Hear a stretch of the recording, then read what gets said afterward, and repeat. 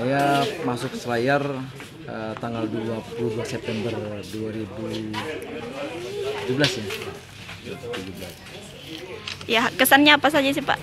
Kesannya mantap, luar biasa. Selayar tuh kota yang tenang, ya, tenang. Kita bisa nyaman lah di Selayar ini. Masyarakatnya juga sangat kompak ya. Sangat keluarganya juga erat, sangat saling menghargainya, sikap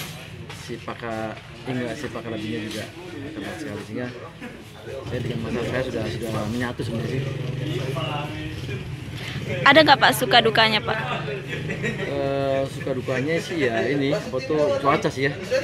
Cuaca kalau kita kedatangan pas pantai angin barat itu juga cukup ekstrim, sehingga kita kalau misalnya sempat ke pulau itu juga harus ngajak masyarakat yang mempunyai ilmu tentang cuaca juga gitu, sehingga tidak bisa kita suatu waktu bisa pergi.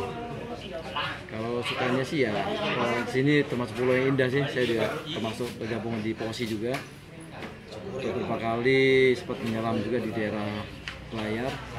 Itu keindahannya luar biasa lah, bisa sejajar dengan Raja Ampat.